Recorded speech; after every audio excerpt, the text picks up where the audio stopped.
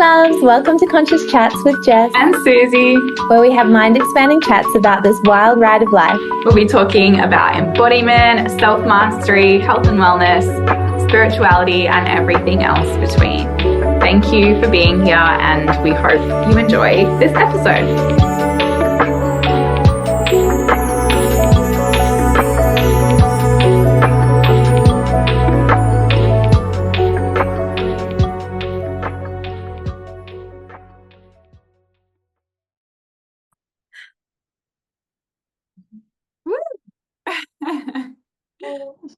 Welcome. So learning to love the chaos. This is a fun one. Did you want to start, or did you want me to start? I don't mind. So, I mean, chaos it's an interesting word to use, but the reason that we chose it, or the reason why I suggested it, is because we often refer to feminine chaos. And so like the masculine energy is the structure, the step-by-step, the process, the planning. And the feminine is not. The feminine is the flow. The feminine is like releasing attachment, releasing the structure, and we want to find a balance and harmony between the two. But the feminine is unstructured. And so sometimes that can feel really flowy and in alignment, and things are like synchronistically aligning for us. Everything's happening, everything's working out, and we're in like this divine synchronistic flow. And sometimes it can feel fucking chaotic and messy and not in flow. So how do we cope, or how do we deal with these moments in life where things feel chaotic, where they don't feel like we're living in flow? When maybe, we have goals, or we have certain desires or dreams that we're working towards and manifesting, and we're taking the steps, but it's not flowing, it's not aligning, it's not happening. And this can also relate to, another podcast episode that we did, the sacred struggle, is like that struggle, that challenge, that chaotic messiness that sometimes happens in life when, it feels like everything's going wrong at the same time, or bad things come in threes, or whatever that is. And there's there's chaos, there's disruption, there's like the opposite of flow and ease and grace. So, and it's actually cool because one of my previous clients, I just sent her a message the other day and checked in, and she shared how, I can't remember the exact words she used, but something along the lines of like, my life has turned upside down again. But I'm feeling so much more empowered at being able to deal with it and cope with it since doing your program than I used to in the past. And I was like, oh, what's happened? Tell me the things, and like, I'll support you. So she sent a few things that, happened in her life that are not nice situations. It's the chaos. It's like the disruption, the redirection, the dismantling of all of the things that feel safe. And then she was like, I'm feeling, a lot more confident, a lot more empowered around being able to deal with this. I'm not like crumbling like I used to, but it begs the question, why is the universe throwing this at me again? And so one of the things that I said in response to that question was like, it's not that the universe is punishing you or testing you, or that you've done anything wrong to cause these situations to happen. It's literally that life is messy. Like, life is chaotic. It's not always flow. It's not always sunshine and rainbows. There are always, no matter how much work you've done on yourself, there are always these moments of chaos and challenge and fucking shitstorm that happen in all of our lives. And yeah, like I just really got her to come into that kind of mindset that like, it's not that the universe is throwing this at you, it's just literally life. And how can we without downplaying what she's going through, because like it fucking sucks, and like I can fully empathize with that. And when you're going through the shitstorm, when you're in the chaos, it does suck. It is really challenging. And so, like, yes, letting yourself process and feel that and not downplaying that or minimizing that.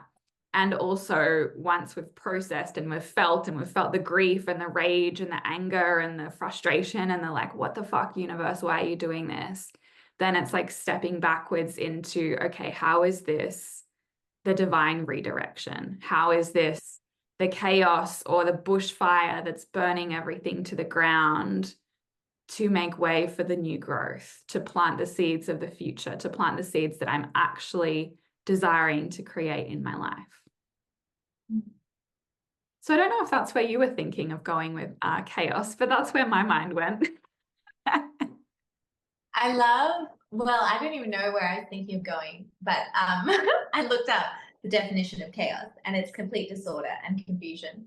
And I feel like sometimes we, see this chaos and kind of label it as just bad and something. Then once it has that label of bad, it's like, oh, we might start to feel like we want to avoid it, or like it's going to be harder. We start to almost put all this energy into it as if it's going to be worse than it is.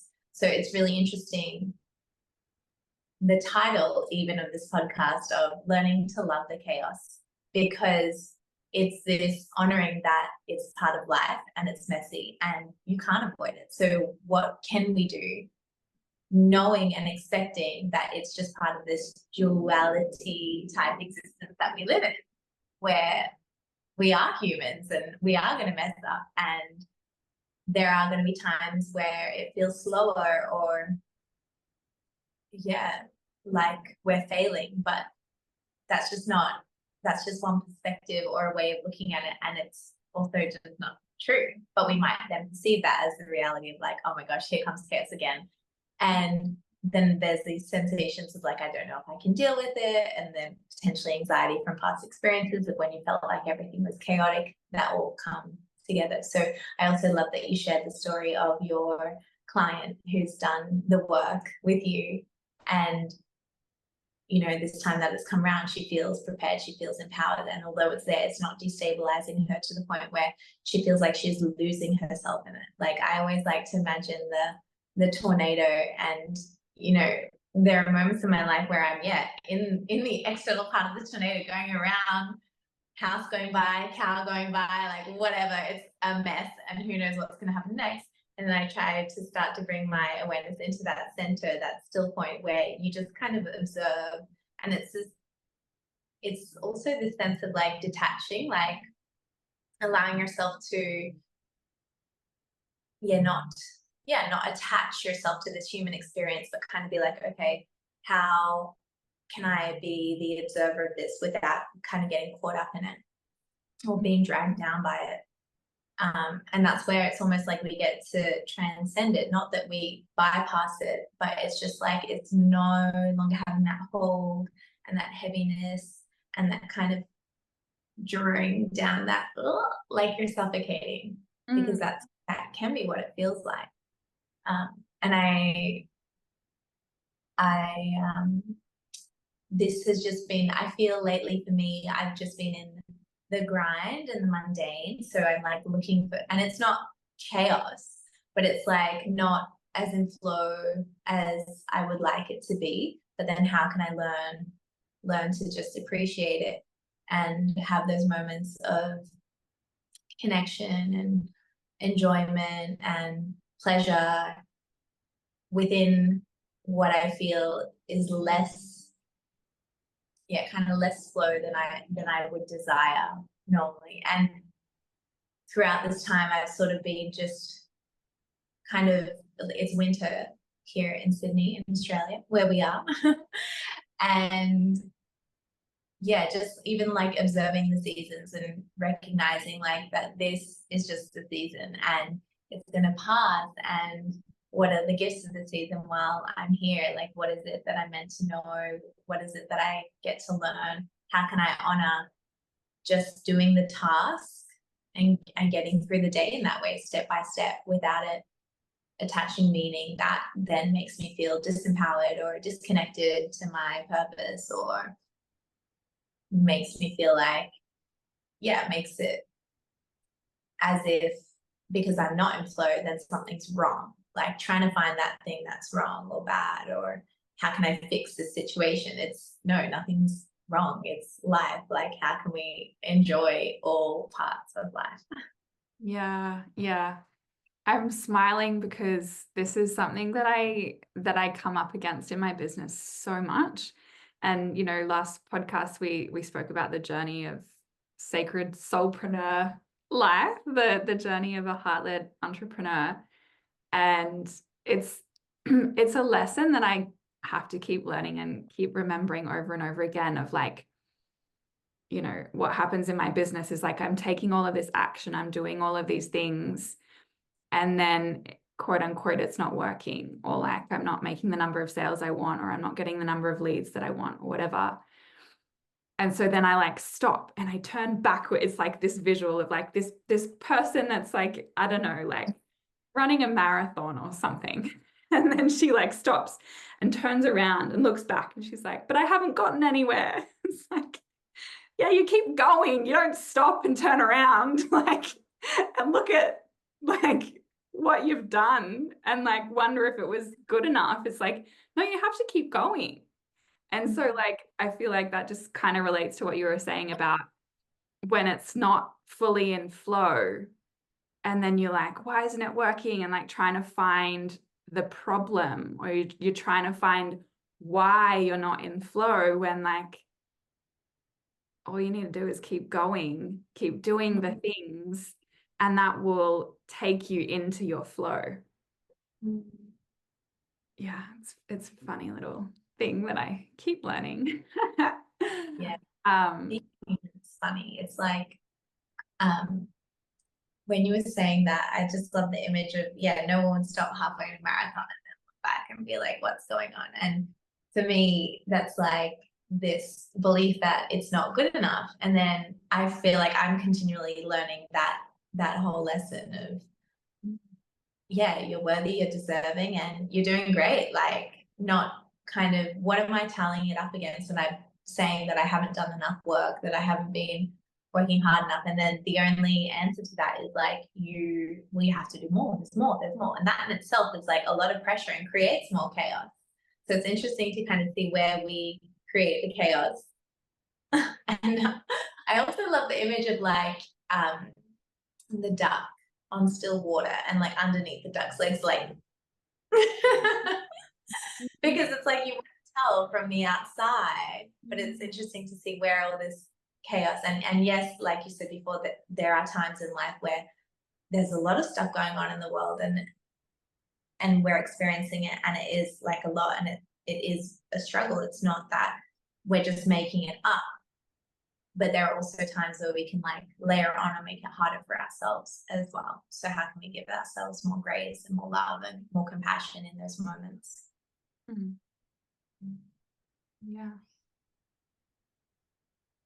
What was I gonna say? My mind is blank.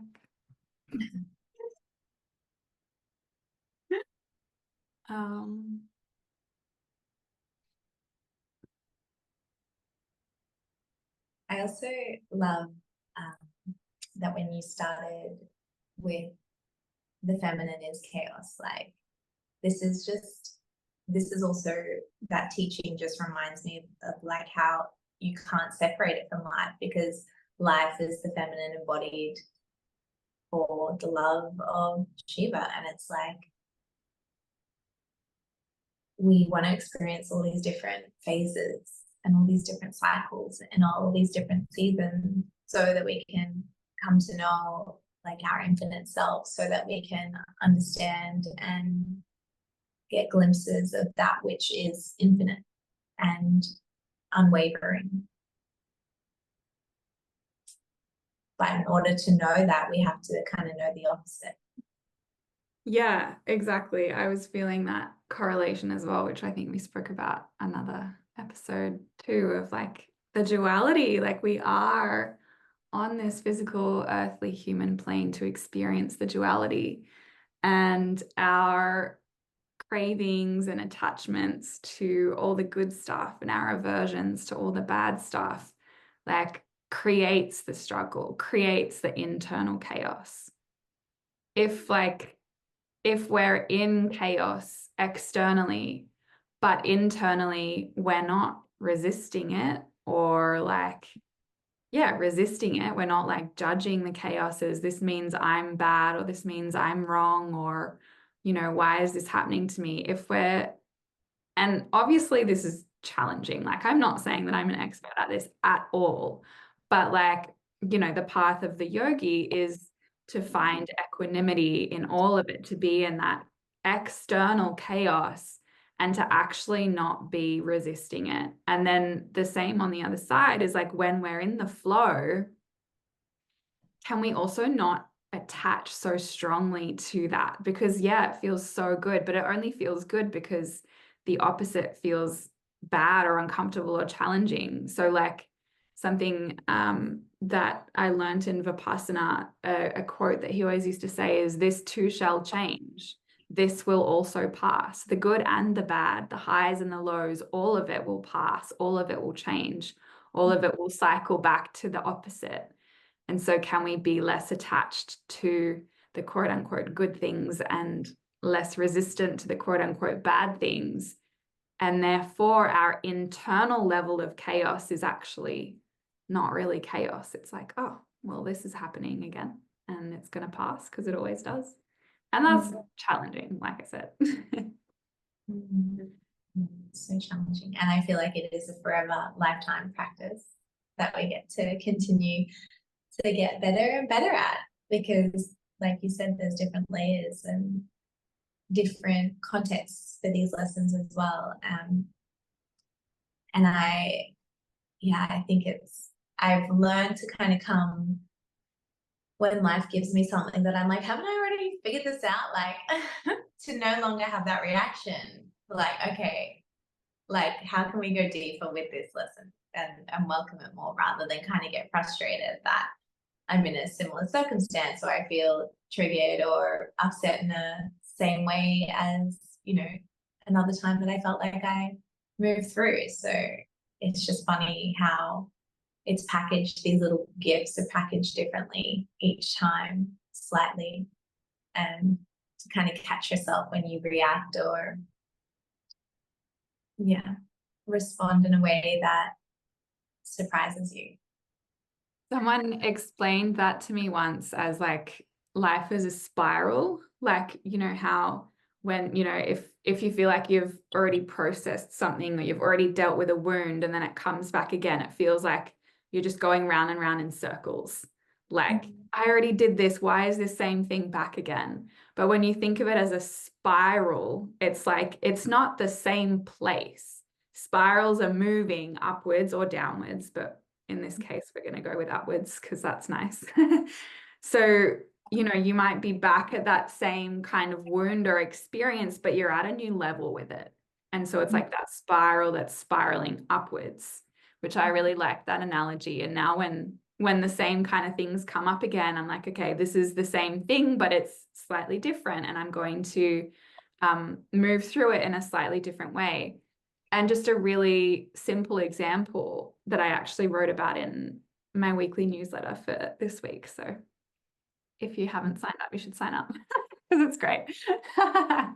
But I shared about negative feedback and constructive criticism and like the way that I was able to move through that really recently. I had someone complain about one of my classes, one of my Pilates classes, that it was too easy and a bunch of other things to the owner. Like she sent an email, and it was interesting to watch myself through that negative criticism or negative feedback, like experience it.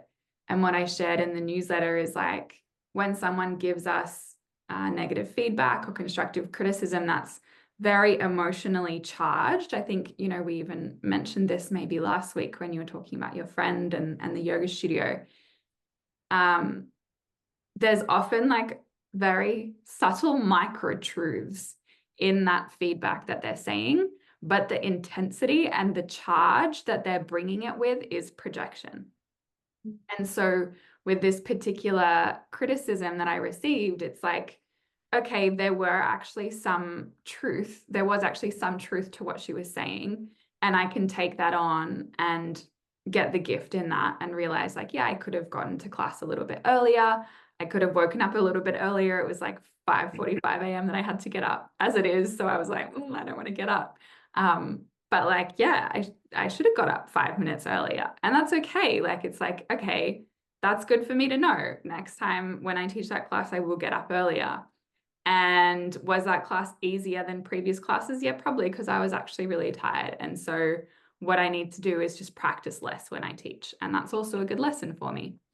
But then the intensity and the charge in the past, I would have taken that on and, made it mean like I'm a shit teacher, or I should stop teaching Pilates, or like, and ruminate on it and create that chaos in my mind, right? Whereas this time I could see the part that was projection based on whatever was going on in her life that she felt the need to, like, I guess, attack in a way that, it was like attacking language. And then the subtle little micro truths that I could take on as a gift to me, and literally constructive criticism that's going to improve me as a teacher. I'm not sure why I got onto that, but there we go. I shared that story. I think it's a great share because I feel like the more that you can identify the chaos within you, the more you're able to identify in others and kind of see, okay, like I can tell that like discern the truth and what is useful and what is then emotional and reactive, and coming from that space that is around the external being like rather than that place that has processed that, understood that, integrated that, and returned to center, and then able to communicate what it is that the constructive criticism or the negative feedback. And the feedback is just another way that we get to grow and expand. It's something that we want to hear. But I would also I remember receiving something like that in Pilates years ago as well. And she was like, she was breathing too loudly. And I felt so bad because I was like, well, we've been always taught to breathe to help to encourage the students to breathe. But I knew this particular student was very like, you were breathing too loudly. Yeah, that was one of the things. Yeah. Amongst the many. And then I was also, I knew that I sort of felt like she didn't like me anyway. So I was like, okay. And I just remember feeling like a bit hurt, but then being like, oh no, that's okay. Like, we'll get over that, because it's not like then the actual manager of the studio had anything more to say about it. She just said, by the way, this is the feedback. I was like, okay, thank you. But it's interesting what people can, kind of attach to or be annoyed at. And at the same time, it's like none of our business what they're going through. And it's also interesting, I've found in the past as well, to kind of go on these stories of trying to construct like why they could be acting in that way, and to make me feel better about it, in terms of like, well, I'm not going to take that on because they could be feeling this because of this. And that in itself is actually a lot of energy and adding to their chaos and adding to your chaos, things that you don't need to kind of really consider or waste energy and presence and thoughts on. But at that time, that was helpful because I was like working with letting go of feeling like that personal attack, or taking it on as truth, all of it as truth, rather than just being able to discern, okay, that I'll take away and work on, and then the other stuff I can just fully let go. Yeah, I'm reading this book at the moment called Unbound by Kasha Urbanik or something. Don't know the last name. Can't say it. Anyway, it's a great book. You should all listen to it. It's on Spotify as an audiobook. I love Spotify audiobooks. They're amazing. And it's called Unbound, A Woman's Guide to Power. And one of the things that she talks a lot about the good girl. and like unraveling good girl conditioning. And one of the things that she says that the good girl does a lot is invisible work. So that's like the work within our own heads, within our own bodies, within our own beings, that is like treading water, that's like either unrecognized or like not taking us anywhere. It's like excess work that isn't being appreciated in whatever form that is. And so like, you know, this example of receiving negative feedback, and then that whole mind internal chaos story that we can, that whirlwind that we can take ourselves on, that would be invisible work. And it's such a drain on our energy, on everything, right? And that invisible work, the way that I see it in this particular situation in regards to negative feedback, that invisible work is a result of a belief that you're not enough. Because, and I was reflecting on myself in the past when, you know, I have received negative feedback in the past, and I did ruminate on it for ages and told every single person in my life about it, trying to like receive their validation, as in like trying to get them to be like, oh no, that's not true, you know what I mean? And like, and then like feeling really like defiant in that, like, no, that's not true, what they said is like completely incorrect. And just all of this energy, which was really coming from an unconscious quest to prove my worth to myself and others, because I didn't believe that I was enough. And that is such a massive amount of invisible work, this constant need to prove our worth to ourselves and to everyone else, is such a massive waste of our energy, so much invisible work. And we can, when we can learn to unravel and reprogram that underlying core belief that we're not enough, then we have so much more capacity and energy, and we release that internal chaos that we create in our minds, because we're no longer needing to prove ourselves. And so, you know, in this particular situation with this feedback, it's like, I don't need to prove myself. Like, I know that I'm a good teacher. I know that I could do better based on a couple of things that she said. And so I will. And I don't need to waste my life on that. It's like, cool, move on, you know?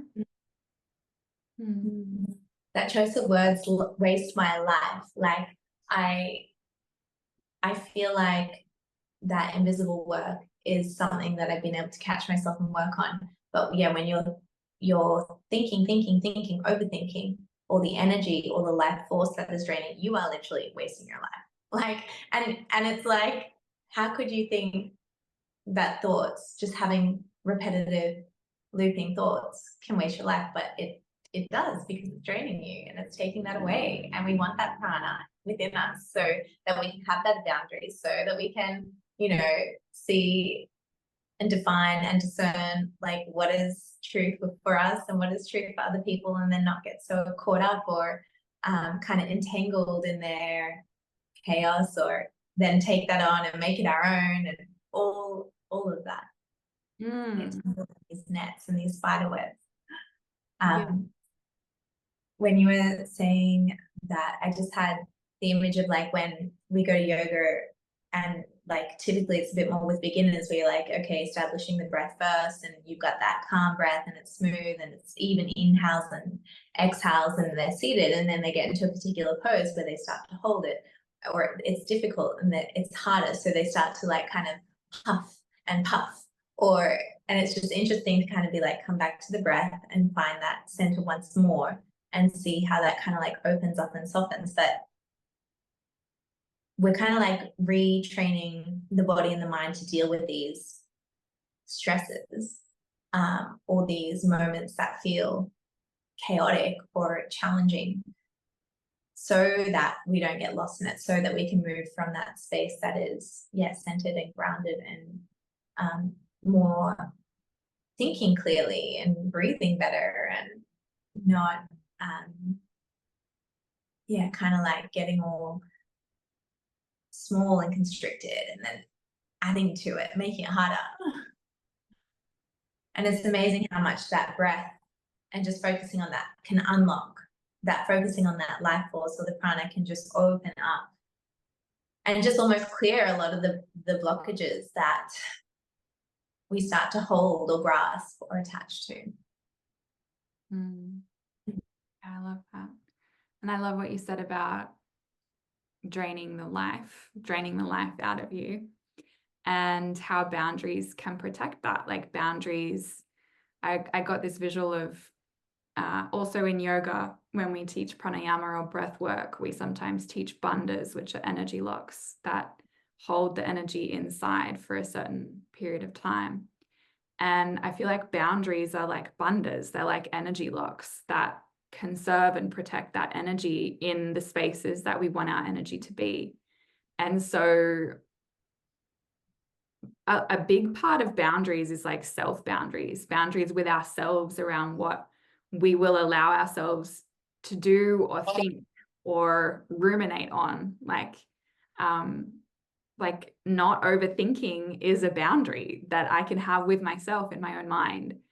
And, you know, I'm not always perfect at it, but when I catch myself overthinking, it's like, okay, let's come back to that boundary. This isn't helpful. This isn't useful. This is wasting my life force. This is draining my life force. What can we do about that? And then like take an action or do something different to change and shift the energy so that I can conserve that and not deplete and waste that life force. And another thing that I say and teach that drains our life force is suppressing our emotions, because the feminine is emotional. And if we cut ourselves off to our connection to our emotions, we're cutting ourselves off to our connection to our bodies and to our feminine energy, which is our life force. Like it is our energy as women. So yeah, I love that concept of not depleting our life force through overthinking, and also not depleting our life force through suppressing our emotions, because that's like cutting off the connection to our life force. So really it all just wants to flow. The emotions just want to flow. And like when we're in these moments of chaos, of external chaos in life, can we allow that the emotions that arise in that chaos to flow instead of blocking or suppressing or avoiding or numbing? And in doing that, it's like we allow the chaos or the tornado to pass through us instead of whip us up in it. That suppressing emotions is something like I used to do a lot and still probably do, because it's one of those ones, again, that is that forever lifelong learning. There's always deeper layers to move through. But as you were saying that, I was seeing like, it's like energy just wants to flow. It just wants to move. These emotions just want to move. And it's like the chaos, if we lean into it like you would lean into the emotions to process them, to release them, to let them go, it's like the brick walls just want to come down. Like it's natural, there's gravity there. And for you to like go catch all the bricks, like you're going to get hurt, or to try and hold up the wall when it's like clearly toppling over, you're going to get crushed. And it's like, what if I were able to just kind of like allow it to be and just watch it happen, knowing that a new wall can build, or just that something better will stand in its place. But first that needs to kind of come to rubble. And like you said before, the analogy of the fire, it's like the phoenix rises from the ashes, because it's within that there's fertile ground. It's within that death that there's rebirth. And can we learn to love that chaos? Can we learn to welcome it in a way that we're kind of friends with it, and inviting it for a cup of tea, being like, yes, this is life. Like this is part of being human. Can I enjoy it and see what there is for me to learn from it, or at least not add to the suffering of it and make it worse? Because we can, with our likes and our dislikes, as you were speaking about before, we can attach it and create these just more harm to ourselves and other people, because we then start to kind of get so attached to that moment that it's happening, and it's just like the worst thing in the world. And that's almost then at that time all that exists, and we start to miss out on seeing the beauty of it the beauty of the chaos and the coming to an end and the opportunity for a new beginning that arises from that eventually. Yeah, and actually a really beautiful practice to anyone that is going through chaos is gratitude. Like there's always something to be grateful for, no matter where you are or who you are. There's always something, no matter how small it is. And gratitude literally changes your state, changes your energetic, mental, emotional state.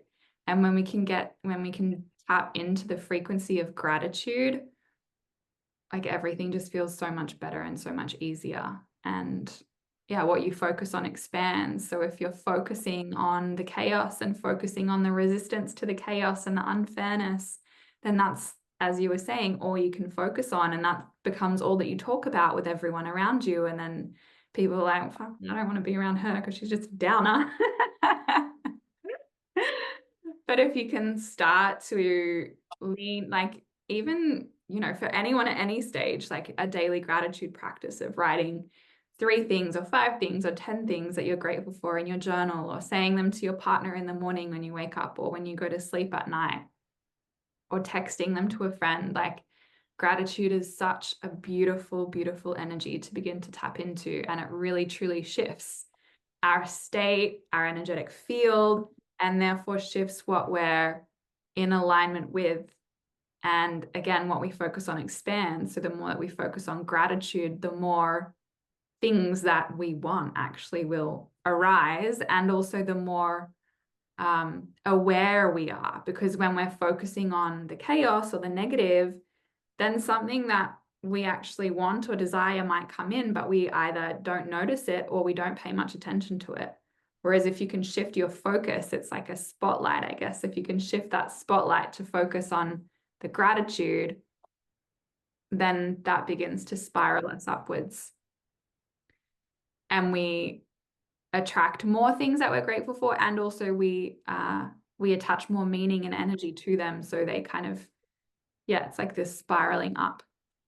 They're magnetized. There's this attraction because you're like desiring it more, and then the universe, who's always listening, was like, oh yeah, well, I know she's going to be grateful for it, so I'm going to go there and I'm going to let her enjoy, and I'm going to allow myself to be enjoyed, the desire that is realized, or whatever it is that is attracting. I was just looking it up to make sure I said it right, but the reticular activating system, I think, is the part of the brain that it's like if you start looking at, my partner and I were starting to look at Countryman, like Coopers, not Mini Coopers, but it's the Cooper brand. And then we were starting to see them everywhere. And it's like, that's the same with that gratitude. And yeah, I'm sure many people have done this whenever they get something or desire something. It's like, then you start to see it everywhere. And it's just because your brain is reinforcing that it's checked, it's flagged. Okay, this is important. We're going to really point it out. Otherwise, potentially before that, you didn't see it before because it wasn't on your radar. So that's such a great analogy. Everyone can relate to the car one. Like you buy a new car, or your new boyfriend has a certain car, and then you start seeing that car parking everywhere, and you'd never noticed it before. It's such a common one that everyone can relate to. And yeah, I think it's called selective tagging, like the brain, because we have so much sensory stimulus all the time, our brain literally filters out the things that it deems unimportant or not congruent with what we believe about the world. And so your brain literally won't see the things that it doesn't view as important, or it views as like in opposition to what you believe to be true. And so then when you start to focus, like you with that car, you started to focus on that car. Now you're seeing it everywhere because your brain has decided that that's important. So that's the same is true when we focus on the things that we're grateful for, then we start to notice them more. Yeah, so great. Yeah.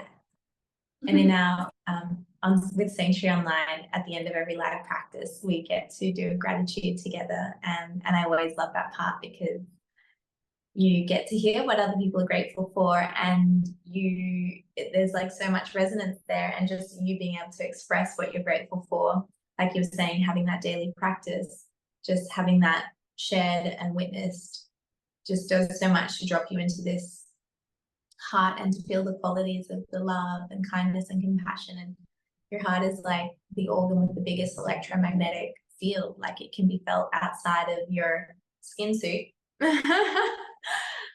Beyond like this physical separation that we kind of visually see. So it's amazing what extends beyond what's tangible and visual, that which we can feel, and it does become tangible. You notice it if you're like kind of passing someone and you might feel a little tense if they're in maybe not so great mood, or there's those people that you're almost like magnetized to, because there's this positive like attracts like, so that energy attracts each other. I love that gratitude practice of dropping into your heart space, and I really feel like that then amplifies this magnetic field that is positive and a higher frequency, and attracting more of that into your life and into your field, and into your experience. And something that I found out was your heart, which kind of blew my mind, was that your heart has the highest concentration of mitochondria. So they're like the powerhouses of your cells. And so I was like, is that what the electromagnetic field is that we're measuring and feeling, that it's the highest in the heart? And quite interesting, because we're talking about energy and chaos and how to, I guess, hold that energy and contain it. The mitochondria, being the powerhouse of the cells, is what creates the ATP, the currency of energy that is used within the body. So when we focus on that heart and amplify that, there literally is like a full battery charging amplification that is happening there,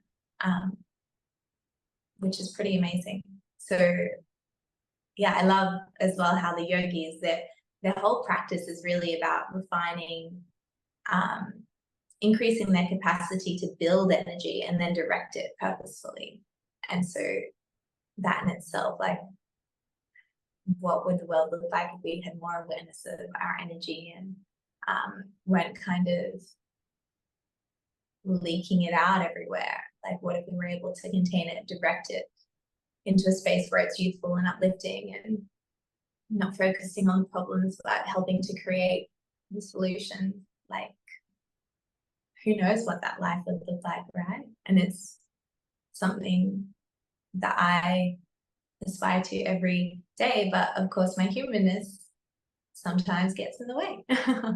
But then there's that loving of that humanness and not fighting it, and then understanding, okay, well, what is that lesson there, so that we can integrate. It's not like one against the other, it's like it's really all there for you, but how can we find that peace and harmony within? So you're not wasting energy colliding and clashing and trying to get one up onto the other, that internal chaos. Or that invisible work or invisible labor. That's draining our energy, depleting our energy, or directing our energy in 50 different ways instead of that one beautiful, clean, direct, potent source of energy or direction of energy. And I love that book is actually called Unbound, because it's actually, with all this speak of kind of like energy, it's like, it's the word pranayama, like it can be translated as breath control, but if you change where you kind of split the word, I forget where exactly it is, but it can translate to breath expansion. And it's almost like in that control of the breath, then there is expansion. It's in the binding and the discerning that then there is this capacity that is more. So that's that duality that allows you. It's almost like the effort that is required, to do the work, not the invisible work, but the work that is actually useful, to then be able to be free and in ease in the chaos, and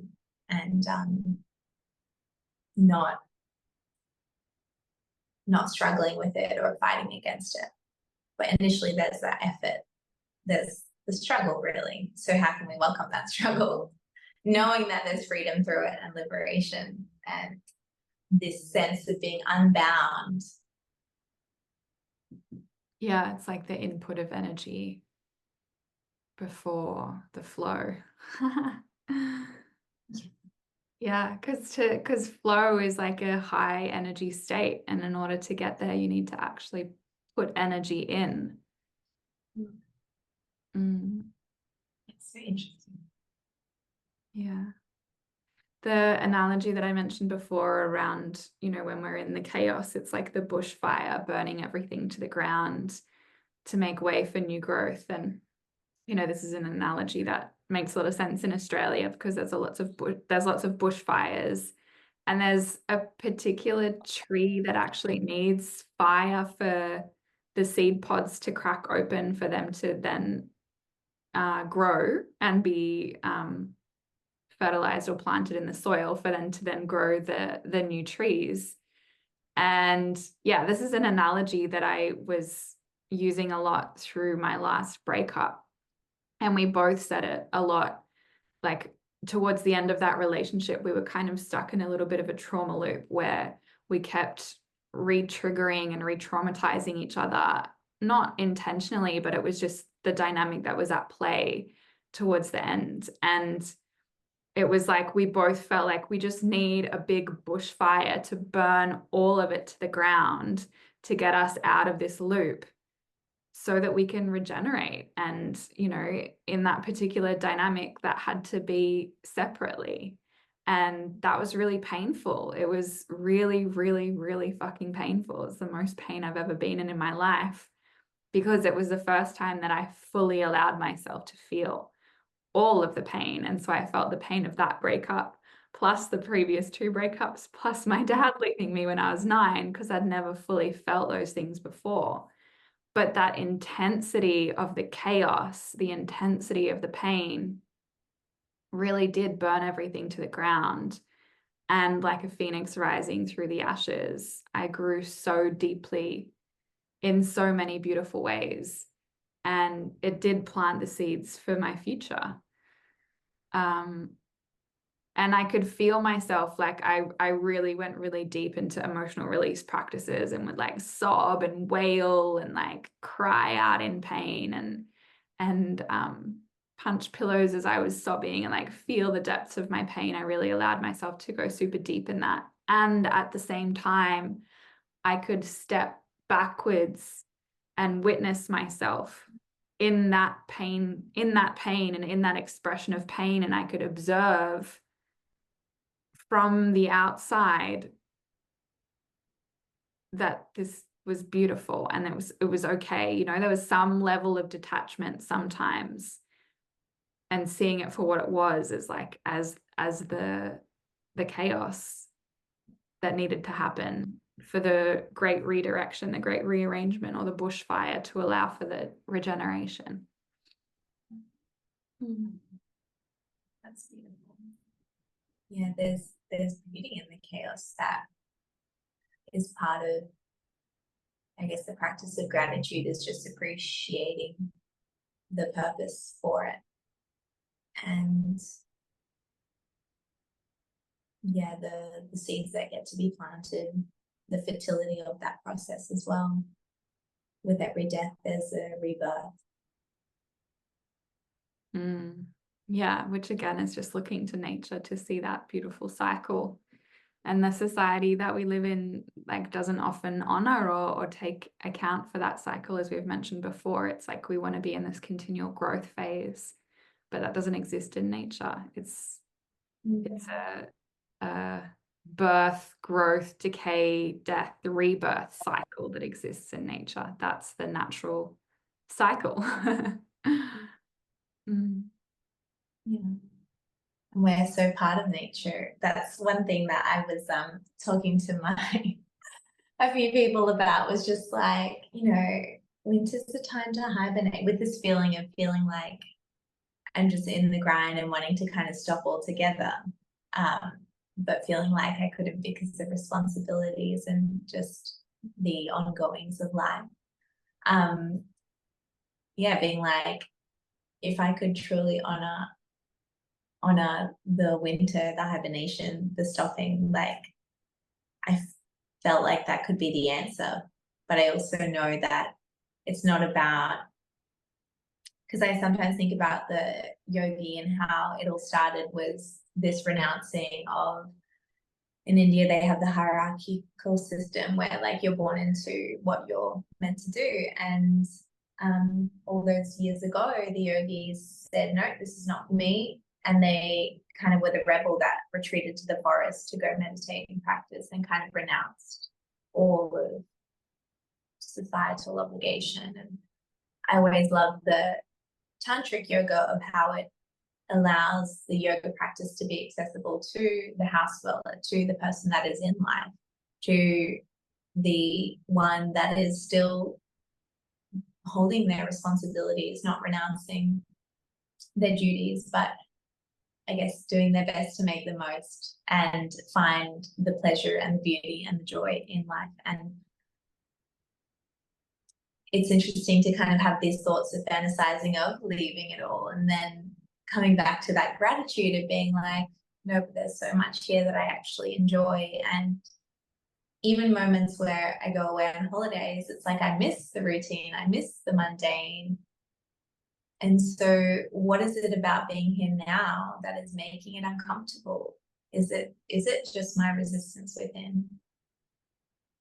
And so it's interesting to kind of reflect and contemplate, and then also just not have to make it mean anything big or like there's a problem, and just show up, just do the practice, just live the life.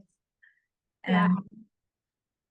I love that. And it's like, that made me think, like, just like you can find gratitude in any situation, you can also complain about any situation. There's always something to be grateful for, and there's always something to complain about, no matter where you are, who you are, or what you're doing.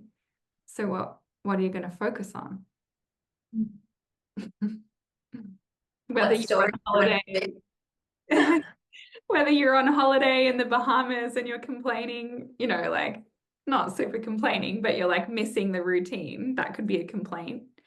Or you're at home bored of the mundane, complaining about the mundane. It's like, well, you're complaining about both. There's something to complain about in both, and there's also something to be grateful for in both.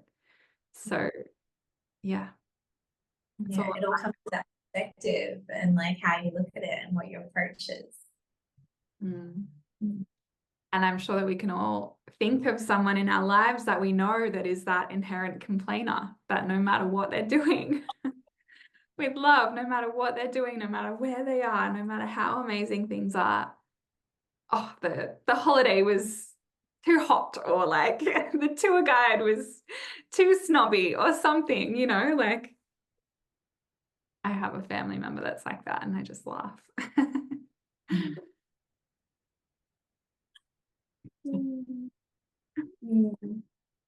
Learning to love the chaos. Learning to love the chaos. Feminine, messy, fiery, bushfire, burn everything to the ground, tornado. That is this beautiful life we live. Thank you. Thank you. That was a fun chat. I hope you all enjoyed. If you have any chaos that is currently happening in your life, feel free to share with us. We love you, we witness you, we honor you for whatever you're moving through and going through. And we hope that you can find the calm within the storm, the center, the grounding, and the gratitude.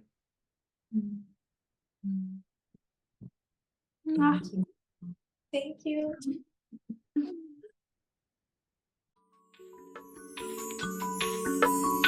Thanks so much for listening to another episode of Conscious Chats. We are so grateful that you're here. We'd love to stay connected. You can find me on Instagram at sanctuaryonline.co.